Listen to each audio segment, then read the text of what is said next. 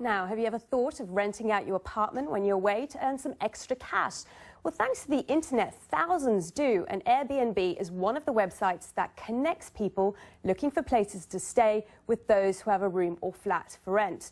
But the rapid growth of this activity has got governments and hoteliers worried, with lots of money changing hands without proper regulation or taxation. So countries such as in the US, Germany and France are starting to clamp down. John Busby is the Managing Director of French Private Finance and an expert in the French property market. John, thank you for joining us. Hi. John, renting out these apartments, holiday homes, has been going on for years. So what's different now? Why is it an issue?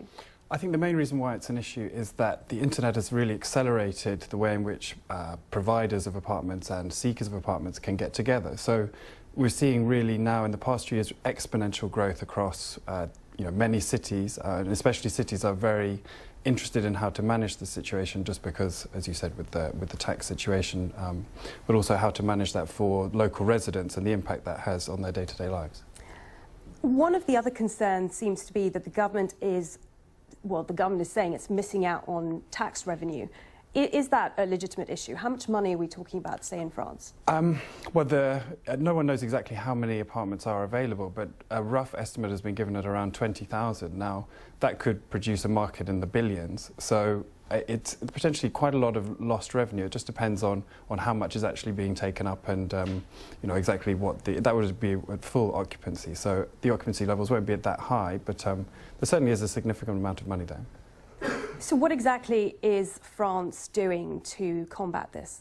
Well, there's a law called the Loi Allure, which is part of a wider range of laws covering the whole of the property market. And part of that, one of the regimes which Paris may adopt, is going to start to fine people who rent out their properties on this kind of short-term letting.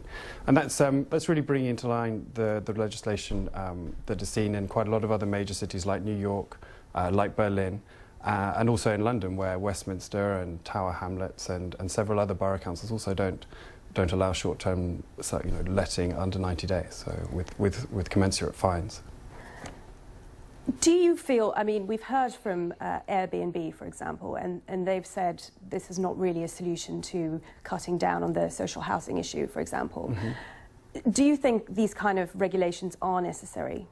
That's an interesting question, because in a certain sense, they are necessary to protect the smaller holding people, the people who are living in apartment blocks where apartments may be being rented out. There's a health and safety issue and things like that.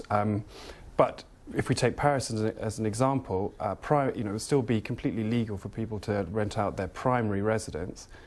So although this may affect investors having an easy return, for a lot of people who just want to rent out their property while they go away on holiday, this won't affect them at all, really. John, thank you.